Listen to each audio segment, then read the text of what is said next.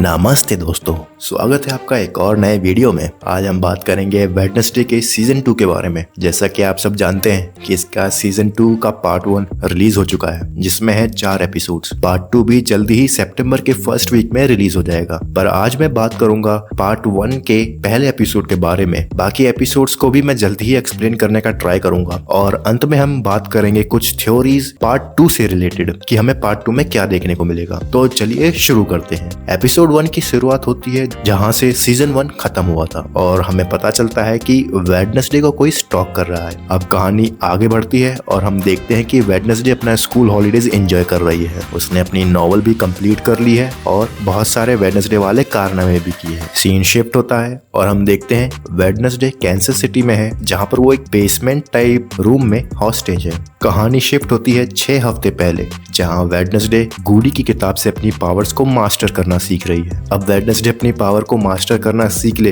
तो वो क्या ही करेगी, वही वेडनेसडे वाले कांड। और इस बार वो पीछे पड़ गई है एक सीरियल किलर के। वो थिंक को पुलिस स्टेशन भेजकर एक विक्टिम से रिलेटेड एक एविडेंस को चुरा लेती है, जिसकी हेल्प से वो अपनी पावर्स का यूज करके उस किलर की सारी डिटेल्स निकाल लेती है। अब उसे पकड़ने के लिए वेडनेसडे जाती है कैंसस सिटी, जहाँ एयरपोर्ट पर आता है एक फनी सीन, जहाँ पर चेकिंग के टाइम पर वेडनेसडे के सारे कांडी हथियार बाहर निकाल लिए जाते हैं। पर ऑफिसर्स के लिए जो टेंशन वाली बात है वो है उसकी सनस्क्रीन जो कि लिमिट से ज्यादा है। फाइनली वो किलर के पास पहुंच जाती है। किलर उसे पकड़कर अपने घर में हॉस्टेज बना लेता है और सीन शिफ्ट होता है प्रेजेंट टाइम में। किलर एज यूजुअल उसे मारने आता है पर वेडनेसडे थिंग की मदद से उसे पेल देती है। यहाँ पर थिंग नोटिस करता है कि वेडनेसडे की आंखों से काले आंसू निकल रहे हैं जब भी वो अपने पावर्स को यूज कर रही है। अब वेडनेसडे अपने घर पर होती है और स्कूल जाने की तैयारी कर रही होती है। तभी उसकी माँ मोर्टिशिया वहाँ पर आती है और कहती है कि ये पहली बार है कि वो अपनी मर्जी से किसी स्कूल में वापस जा रही है और कैसे उन्होंने इन हॉलीडेज में एक साथ टाइम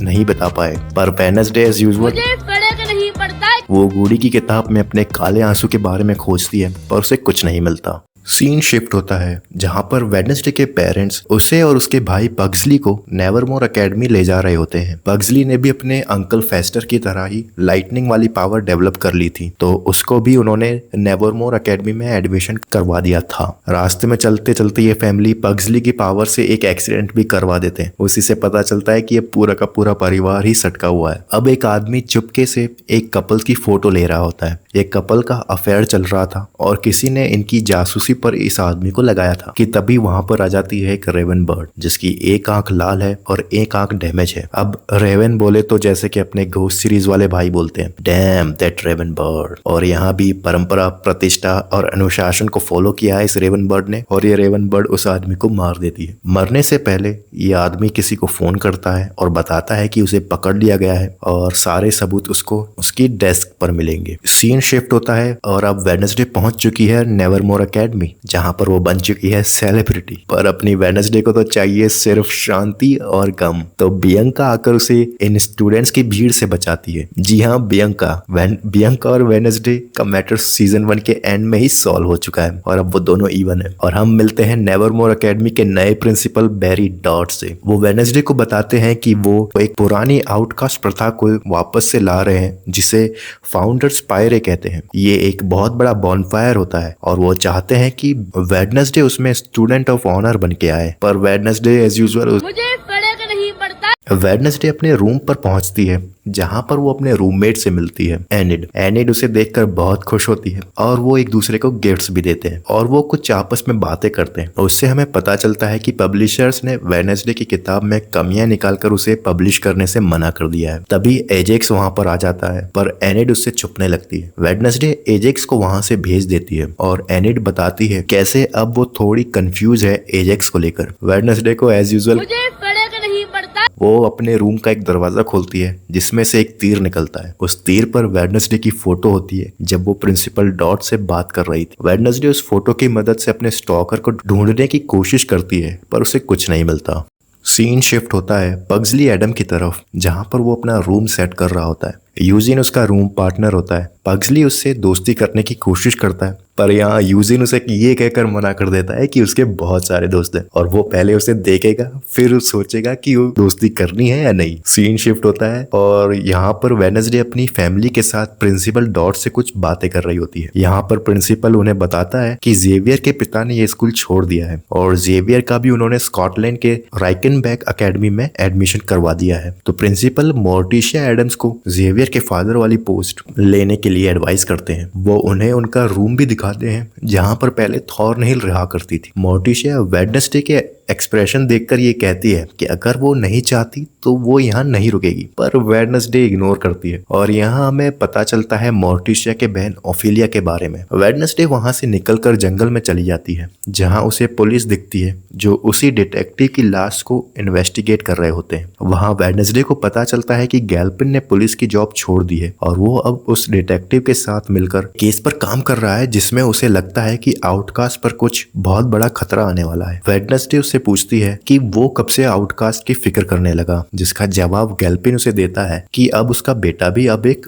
आउटकास्ट है। वेडनेसडे वहां से निकल जाती है पर गैल्पिन उसे रेवन से बच के रहने के लिए बोलता है। सीन शिफ्ट होता है नेवरमोर एकेडमी की तरफ जहां पर एजेक्स नए बच्चों को एक पुरानी कहानी बता रहा होता है, स्कल ट्री की कहानी। ये कहानी एक बच्चे की है जिसका दिमाग बहुत तेज होता है पर दिल बहुत कमजोर होता है, जिसकी वजह से वो बहुत ही ज्यादा कमजोर होता है और वो दिन भर अपने इन्वेंशन की ड्राइंग बनाता रहता है जो उसे बनाने होते हैं। पर डॉक्टर उसे बताते हैं कि उसके पास बिल्कुल टाइम नहीं है। एक दिन वो अपने लिए एक मैकेनिकल हार्ट बना लेता है जिसकी मदद से वो प्रॉपर हेल्दी हो जाता है और वो नेवरमोर में आ जाता है और वहां पर इन्वेंशन करने लगता है। पर उसके इन्वेंशन इतने खतरनाक होते जाते हैं कि एक दिन उनकी वजह से ही उसकी मौत हो जाती है। अब उसकी बॉडी को स्कल ट्री के नीचे दफना दिया जाता है और ये अफवाह है कि आज भी अगर आप स्कल ट्री के लेफ्ट आई में कान लगाकर सुने तो उसके मैकेनिकल हार्ट की हार्ट बीट सुनाई देती है। पग्सली को ये कहानी बहुत एक्साइटेड लगती है। सीन शिफ्ट होता है प्रिंसिपल डॉट के ऑफिस में जहां पर हम देखते हैं कि अभी तक जो प्रिंसिपल काफी जॉली नेचर का दिख रहा था वो कैसे बियांका को ब्लैकमेल करता है कि वो स्कूल के फंड्स इकट्ठा करने में अपनी सायरन पावर से हेल्प करे, नहीं तो उसे स्कूल से निकाला भी जा सकता है। अब कुछ रैंडम मोन्टाजेस आते हैं जहां पर वेडनेसडे वायलिन प्ले कर रही होती है। हम देखते हैं कि उसका स्टॉकर वेडनेसडे की फोटो को कट कर रहा होता है। एक फोटो से तो वो उसकी आंखें कट कर रहा है। यहाँ पर कार्ला को भी दिखाया जाता है जो नेवरमोर एकेडमी की नई म्यूजिक टीचर है। सीन शिफ्ट होता है यहाँ पर एनिड जेवियर का लेटर वेडनेसडे को पढ़ के सुना रही होती है। जेवियर ने वेडनेसडे को वही एक आंख वाले रेवन की पेंटिंग भेजी और साथ में एक लेटर भी था जिसमें वो बताता है कि ये रेवन उससे जुड़ी हुई है। तभी वेडनेसडे का ध्यान अपने टाइपराइटर पर जाता है। वहां पर लिखा होता है कि अगर उसे अपनी किताब चाहिए तो बॉनफायर में उसे ढूंढने आ जाए। वेडनेसडे अपनी किताब देखती है तो उसे पता चलता है कि उसकी किताब सही में गायब है। वेडनेसडे बॉनफायर में जाती है जहां उसे एक और ब्लेड लगा हुआ नोट मिलता है। उसमें लिखा था कि उसकी किताब बॉनफायर के अंदर है। वेडनेसडे अपनी किताब लेने के लिए बॉनफायर के अंदर जाती है। उसी वक्त प्रिंसिपल डॉट भी बॉनफायर में आग लगा देते हैं पर वेडनेसडे टाइमली बचकर बाहर आ जाती है। जहां अब प्रिंसिपल वेडनेसडे को स्टेज पर बुलाते हैं सम्मान देने के लिए और उसकी और उसके दोस्तों की पेंटिंग प्रेजेंट करते हैं सबके सामने। वेडनेसडे को अपनी स्माइल करती फोटो देखकर इतना गुस्सा आता है कि वो उस फोटो को जला देती और वो गुस्से में सबको बोलती है कि वो कोई हीरो नहीं है, वो जैसी है उसे वैसे ही रहने दो। साथ में वो अपने स्टॉकर को भी वार्निंग देती है कि अगर उसके पीछे आओगे तो पेले जाओगे। वहीं दूसरी ओर पग्सली पहुंच जाता है स्कल ट्री के पास और वहां वो अपनी लाइटनिंग वाली पावर से उस ज़ॉम्बी बंदे को जिंदा कर देता है। वो ज़ॉम्बी सीधा जमीन फाड़ कर बाहर निकलता है और एकदम हॉरिफाइंग तरीके से, पर पग्सली को तो ये देखकर मजा आ जाता है। वहीं वेडनेसडे बॉनफायर से निकलकर अपने रूम में जा रही होती है और एनिड उससे बात करने का ट्राई कर रही होती है। उसके छूते ही वेडनेसडे को एक विजन आता है जहां उसे एनिड की कब्र दिखती है। साथ में उसे एनिड की आत्मा भी दिखती है जो उसे बोलती है कि उसकी वजह से वो मारी गई है। और यहीं पर पहला एपिसोड एंड हो जाता है। उम्मीद करता हूँ कि आपको ये एपिसोड पसंद आया होगा। बाकी के एपिसोड तो और भी लेवल अप है, तो जल्दी ही मिलते हैं। तब तक आप कमेंट्स में बताइए कि आपको ये एपिसोड कैसा लगा।